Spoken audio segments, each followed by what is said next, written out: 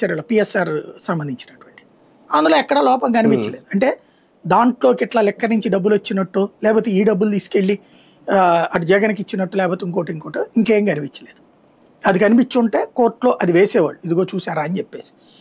కేవలం అర్రజన్ మీడియాలో మాత్రమే వచ్చింది ఏది కనిపించేసింది అది ఇదని. కానీ అక్కడ కనబడి ఉంటే కోర్టు ఆ మాట అంది కదా, ఏముంది ఆధారాలు మీ దగ్గర.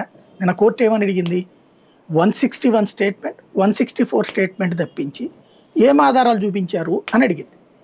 161 స్టేట్మెంట్ అంటే ఏంటి, మామూలుగా ఒక వ్యక్తి పోలీసులు అడిగినప్పుడు పోలీసుల ఎదుట ఇచ్చే వాంగ్మూలాన్ని 161 అంటారు.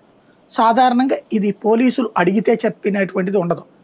పోలీసులు ఏమనుకున్నారో అది రాసేసి అతను ఎదురుగుండా సంతకం పెట్టిస్తారు. రాజకేశ్ రెడ్డి అదే చెప్పాడు కదా, సంతకం నాతో పెట్టించమంటే నేను పెట్టనన్నాను. 161 స్టేట్మెంట్ అంటే వాళ్ళు ఏదో రాసుకొచ్చి నన్ను పెట్టమంటే నేను ఎందుకు పెడతాను అన్నాడు. చెవిరెడ్డి అదే కదా చెప్పుకొచ్చింది. ఎవరో వేరే వాళ్ళది మాత్రం చెవిరెడ్డి గన్మెన్ వాళ్ళతో మాత్రం సంతకం పెట్టించుకున్నారు. అట్లాగా ఆ గన్మెన్ ఆధారంగా 161 ఆధారంగా చెవిరెడ్డిని పెట్టింది. ఇట్లాగా పలు సెక్షన్స్ కిందన అంటే 161 స్టేట్మెంట్ల కిందన తీసుకున్న, అంటే ఎవరో చెప్పినట్టు మిథున్ రెడ్డికి డబ్బులు ఇచ్చాను, లేకపోతే మిథున్ రెడ్డి చెప్తే నేను పంచానని చెప్పినట్టుగా రాసుకొచ్చారు. రెండోది 164 స్టేట్మెంట్ అంటే కోర్టులో మ్యాజిస్ట్రేట్ ఎదుట నేను ఎవరి ఒత్తిళ్ళకి తలగ్గకుండా నేను నిజాయితీతో చెప్తున్నాను అన్నటువంటిది.